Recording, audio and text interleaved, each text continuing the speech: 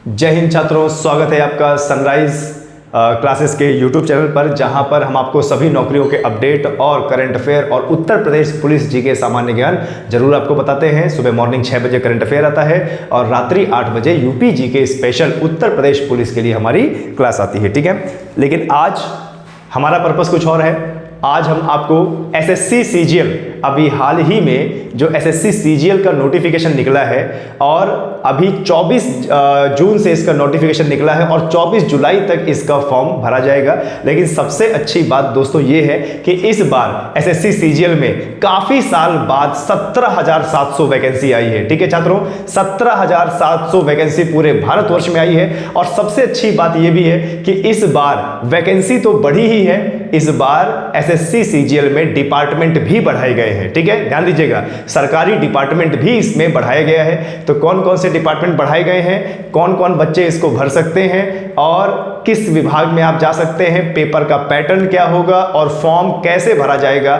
यह पूरा का पूरा मैं आप इसमें बताऊंगा। ठीक है, तो चलिए शुरू करते हैं। देखिए, ये है एसएससी सीजीएल का ऑफिशियल नोटिफिकेशन। एसएससी सीजीएल का ऑफिशियल नोटिफिकेशन 24/6/2024 को ये निकला है। ठीक है, और इस ऑफिशियल नोटिफिकेशन में जरा देखते हैं कि हमारे मतलब की कौन कौन सी बात है। और यदि हम 21 साल के, मेरा कोई भी छात्र 21 साल का और ग्रेजुएशन हो चुका है उसका, तो उसके लिए ये वैकेंसी है। ठीक है, तो जरा देखते हैं इसमें कि हमारे लिए क्या क्या इंपॉर्टेंट है। ये है क्या, कंबाइंड ग्रेजुएट लेवल एग्जाम। ठीक है, कंबाइंड ग्रेजुएट लेवल एग्जाम, यानी मिनिमम इसमें आपको क्या चाहिए, इसमें आपको ग्रेजुएशन चाहिए। मिनिमम आपको इसमें क्या चाहिए, ग्रेजुएशन चाहिए। और ग्रेजुएशन के साथ साथ उम्र कितनी चाहिए, मिनिमम उम्र 21 साल चाहिए। आगे बताएंगे कि कितनी आयु छूट मिलेगी ओबीसी को, एससी को, एसटी को। ठीक है, चलिए तो सबसे पहले देखते हैं कि फॉर्म भरने की डेट कब से शुरू हुई है। 24 जून से 24 जून से फॉर्म भरने की शुरुआत हुई है इसकी।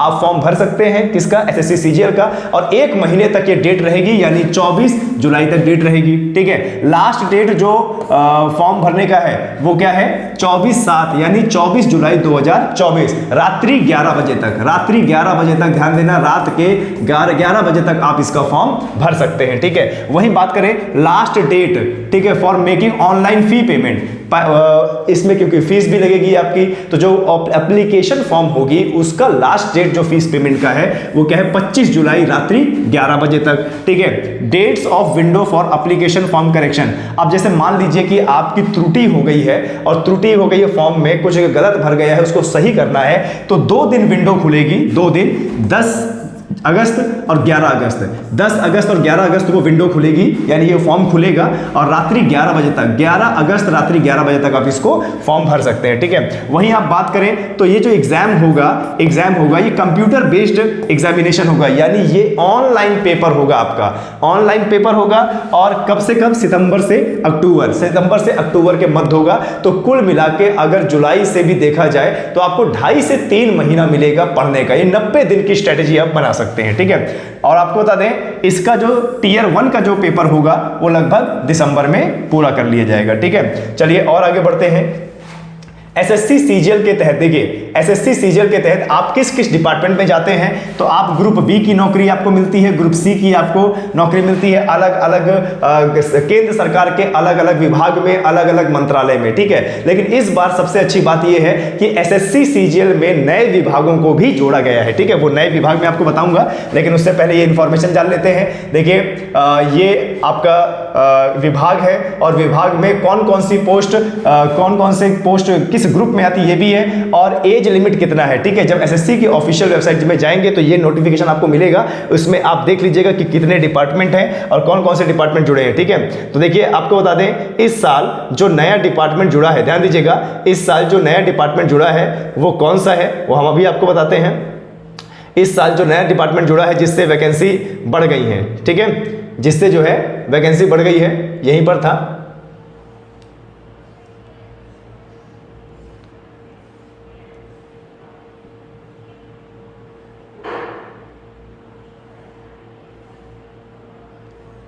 चलिए ठीक है, उसकी इन्फॉर्मेशन हम आपको दे देंगे, जो नया डिपार्टमेंट बढ़ा है उसके इन्फॉर्मेशन आपको दे देंगे। लेकिन थोड़ा सा इसमें आगे बढ़ते हैं और जान लेते हैं कि और क्या क्या हमारे लिए इंपॉर्टेंट है। एक कोस्ट गार्ड इसमें एक नया डिपार्टमेंट जुड़ा है, ठीक है, कोस्ट गार्ड एक नया डिपार्टमेंट जुड़ा है इसमें। चलो देख लेते हैं सबसे पहले कि कौन कौन इसको फॉर्म को भर सकता है और एज लिमिट क्या है, ठीक है। एज लिमिट क्या है भैया, इस पोस्ट में एसएससी सीजीएल के लिए कम से कम उम्र 18 और ज्यादा से ज्यादा कितना 27, ठीक है, ध्यान दीजिएगा। और जो बच्चे 2/8/1997 और 1/8/2006 के बीच में जन्म लिए हैं वो भर सकते हैं। जिनकी डेट ऑफ बर्थ, ध्यान देना, जिनकी डेट ऑफ बर्थ 2 अगस्त 1997 से 1 अगस्त 2006 के बीच में है वो इसको फॉर्म भर सकते हैं। यानी सरकार की नजर में, एसएससी की नजर में वो 18 मिनिमम और 27 मैक्सिमम हो जाने चाहिए, ठीक है।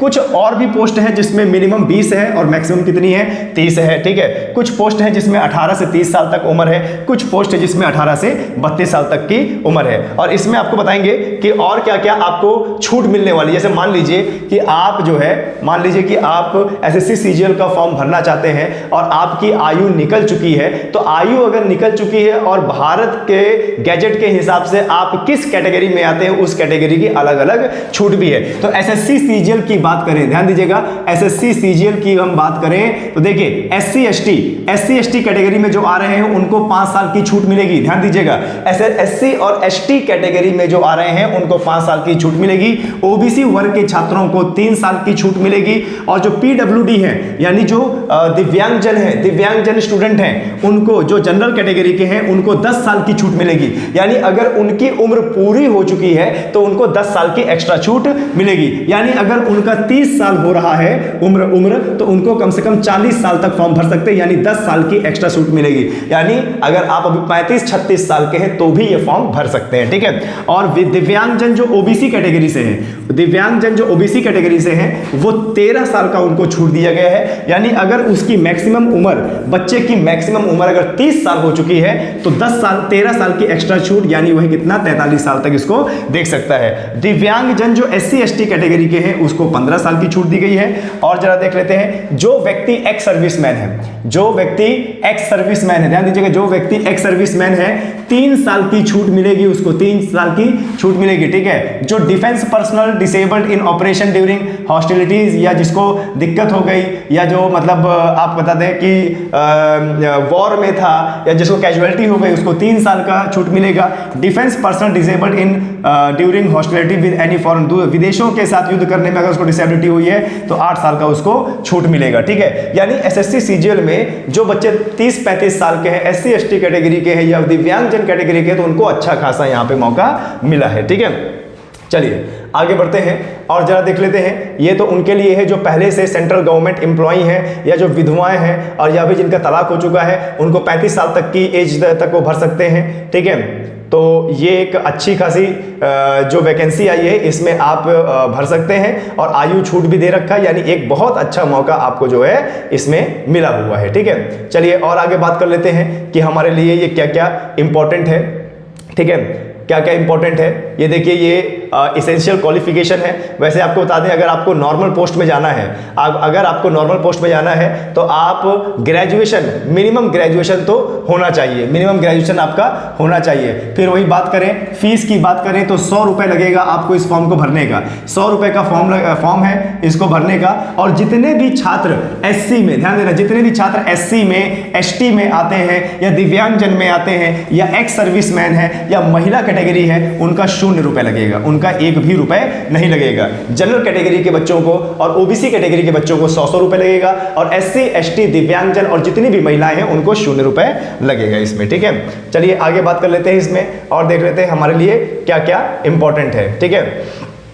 सेंटर की बात करें तो देखिए, एसएससी का ऐसा पेपर है कि आपके शहर से 200 किलोमीटर की रेंज में इसका सेंटर आ जाएगा, ठीक है। तो सेंटर की कोई टेंशन लेने की बात नहीं है, ऑनलाइन पेपर होगा। जहां भी आपका ऑनलाइन पेपर होगा आपके घर से 200-250 किलोमीटर की रेंज में आपका सेंटर आ जाएगा, ठीक है। चलिए और देख लेते हैं और क्या क्या हमारे लिए इंपॉर्टेंट है। कंप्यूटर बेस्ड टेस्ट होगा यानी सीबीटी होगा।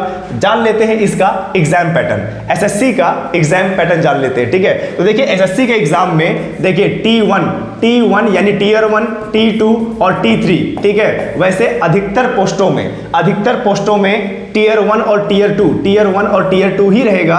टीयर 3 रेयर जो पोस्ट होती है उसमें होता है, ठीक है। तो जान लेते हैं कि इसका एग्जाम पैटर्न कैसा है, कैसा आपका एग्जाम जो है आने वाला है। क्लियर है? तो देखिए सबसे पहले आपका जो टीयर 1 होगा, टीयर 1 एग्जामिनेशन होगा, यानी जो पहला पेपर होगा उसमें रीजनिंग के 25 सवाल होंगे 50 नंबर के, ठीक है। ध्यान दीजिएगा, रीजनिंग के 25 सवाल होंगे 50 नंबर के, जनरल अवेयरनेस यानी जीके के 25 क्वेश्चन होंगे 50 नंबर के, और आपका मैथ होगा 25 नंबर का, 25 क्वेश्चन का 50 नंबर का, और इंग्लिश ग्रामर, इंग्लिश कॉम्प्रिहेंशन आपके 25 क्वेश्चन होंगे 50 नंबर के, यानी टोटल आपके 100 क्वेश्चन होंगे और नंबर कितने 200 के। और आपको बता दें इसके लिए आपको 1 घंटा दिया जाएगा, और यदि आप दिव्यांग कैटेगरी में आते हैं तो आपको 20 मिनट एक्स्ट्रा दिया जाएगा। यदि आप दिव्यांग कैटेगरी में आते हैं तो 20 मिनट एक्स्ट्रा दिया जाएगा, यानी टोटल आपका कितना हो जाएगा 80 मिनट हो जाएगा, ठीक है। चलिए और आगे बात करते हैं, इसमें नेगेटिव मार्किंग भी है। चलिए तो ये देख लिया, ये टीयर 1 का, ध्यान दीजिएगा ये टीयर 1 का एग्जाम पैटर्न है। और ध्यान दीजिएगा क्योंकि हर एक नंबर 2 नंबर का है, हर एक क्वेश्चन 2 नंबर का है, ठीक है। तो इसमें 0.5 यानी आधे नंबर की नेगेटिव मार्किंग भी है। तो नेगेटिव मार्किंग देखा जाए तो आपको बता दें 1/4 की इसकी नेगेटिव मार्किंग है, यानी एक क्वेश्चन गलत होने पर आपका 1/4 नंबर काटा जाएगा। क्लियर है? ध्यान दीजिएगा। तो ये रहा टीयर 1। अब जरा समझ लेते हैं टीयर 2 का। टीयर 2 आप यदि टीयर 1 पास करते हैं तो आप सीधे जाएंगे टीयर 2 में। तो टीयर 2 का मॉड्यूल क्या है?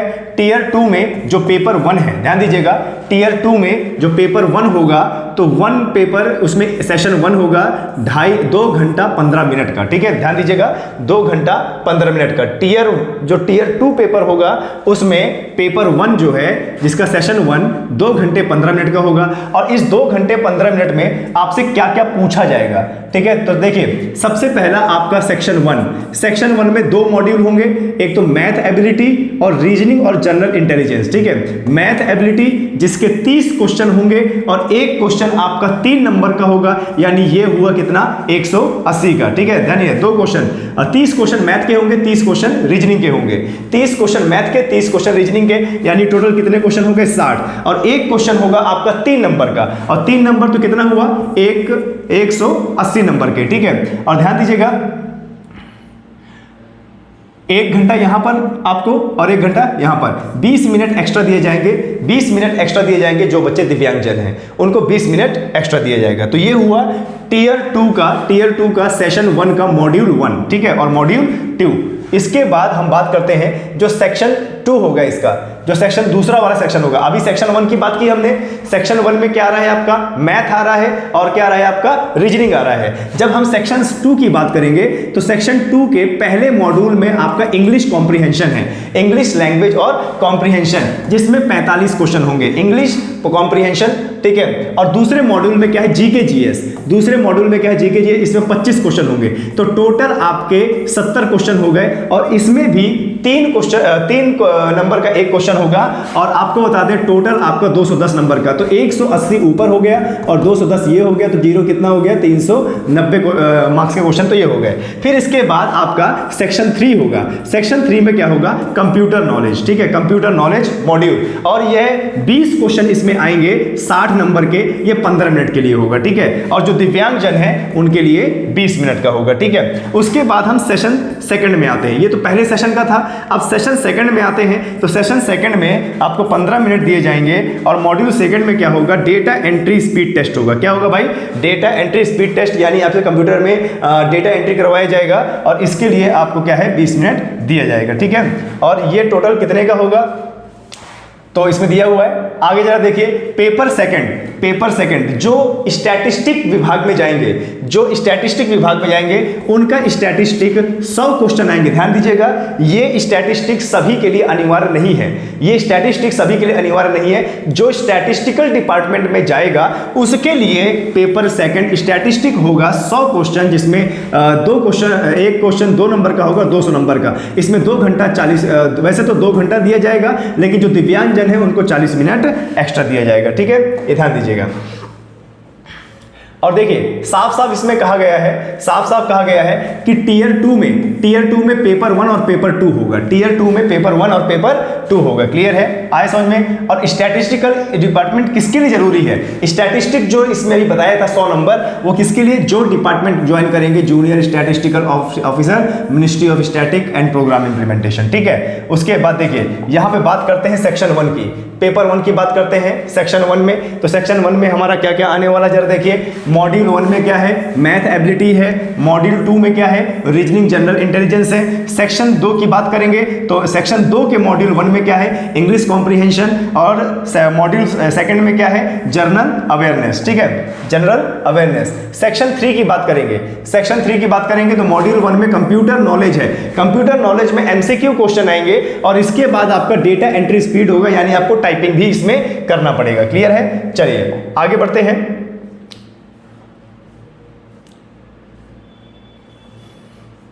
आगे देख लेते हैं कि और हमारे लिए क्या क्या इंपॉर्टेंट है एसएससी सीजीएल के एग्जाम को मद्देनजर रखते हुए।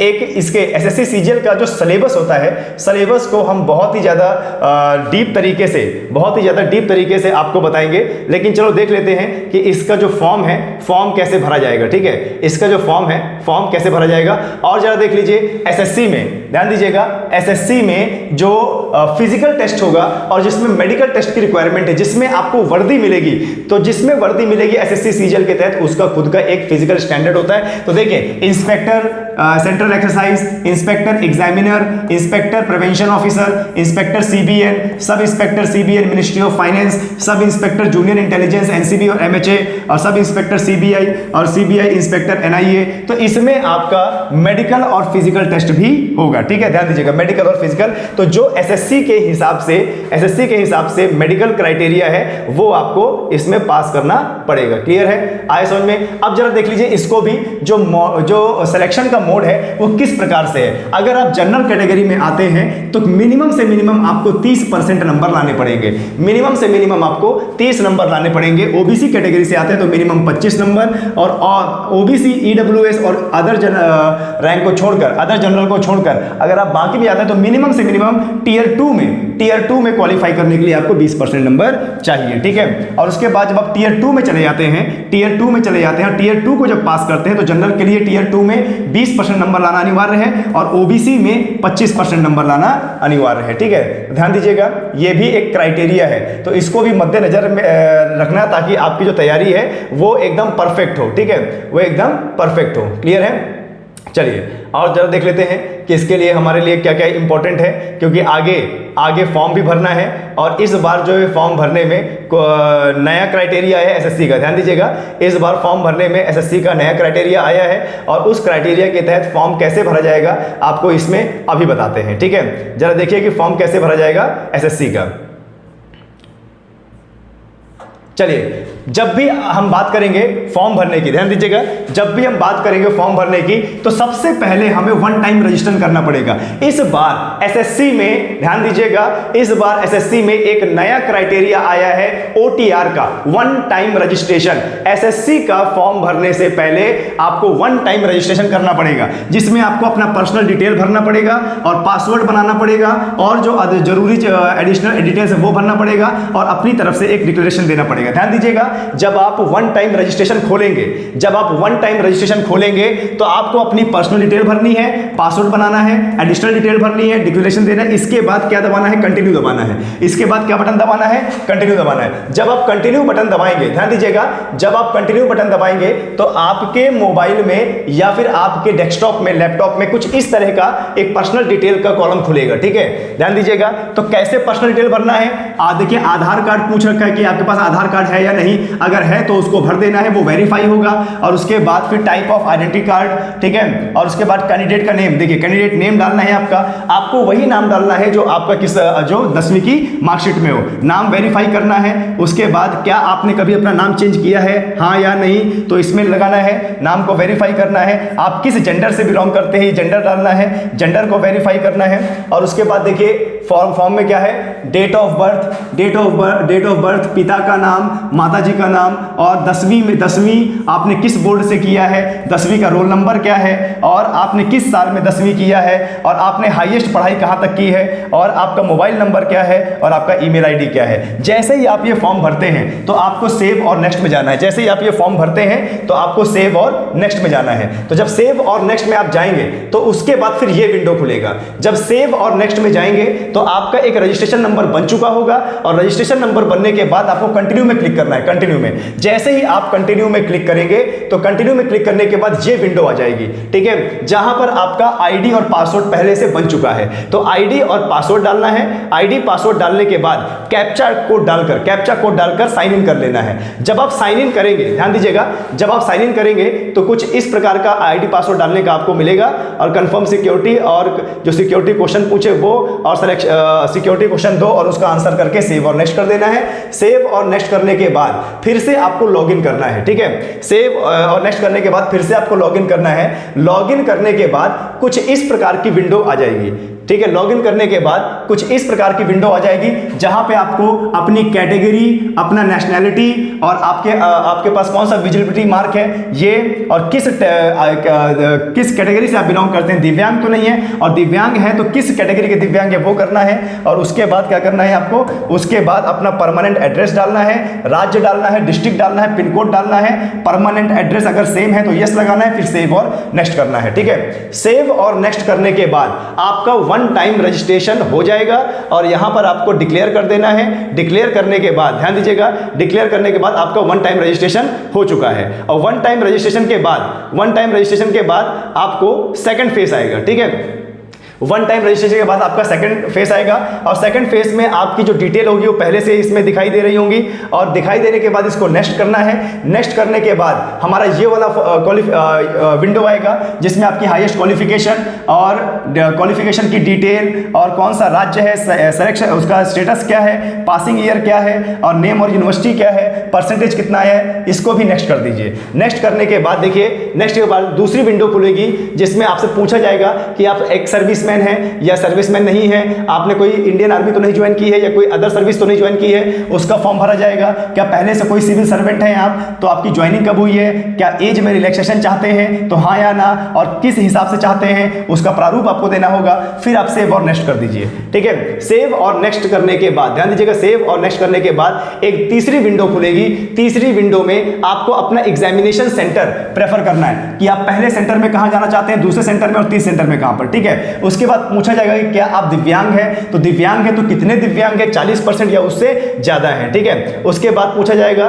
कि आप क्या जूनियर स्टैटिस्टिकल ऑफिसर में अप्लाई करना चाहते हैं, तो कुछ इस तरह का फॉर्म आएगा। इसके बाद इसको सेव और नेक्स्ट कर देना है। सेव और नेक्स्ट करने के बाद यहां पर फोटो आएगी। सेव और नेक्स्ट करने के बाद यहां पे फोटो आएगी, और फोटो आपको एसएससी की ऐप से करना है, ठीक है। ध्यान दीजिएगा, जब ये क्यूआर कोड आप डाउनलोड करेंगे तो इससे एक एप्लीकेशन, एक ऐप आपका जो आएगा, और उस ऐप से फिर आपकी फोटो लाइव, कैमरा को, फोन को ऐसे करके सामने फ्रंट कैमरा से आपकी लाइव फोटो वहां पर जाएगी, और उसको अपलोड करना है। सेव और नेक्स्ट करने के बाद, ध्यान दीजिएगा, सेव और नेक्स्ट करने के बाद आपको पूरा फॉर्म देखना है कि कहीं हमसे त्रुटि तो नहीं हो गई है, और त्रुटि होने के बाद, अगर त्रुटि नहीं है तो इसको फिर आप आगे बढ़ा दीजिए, और आगे बढ़ाने के बाद देखिए, आगे बढ़ाने के बाद फिर आपका फोटो और सिग्नेचर दिखेगा। सेव और नेक्स्ट कर देना है। सेव और नेक्स्ट करने के बाद फिर आप डिक्लेरेशन से एग्री हैं या नहीं है, इसको कर देना है। सेव और नेक्स्ट कर देना है। सेव और नेक्स्ट करने के बाद फिर ये फॉर्म आपका कंप्लीटली भर जाएगा, और उसके बाद आपके पास एक पीडीएफ आ जाएगा, ठीक है। तो चलिए, ये रहा आपका एसएससी सीजीएल का पूरा जो है डिटेल। मिलते हैं फिर दूसरे वीडियो में, ठीक है। तब तक के लिए जय हिंद, जय भारत।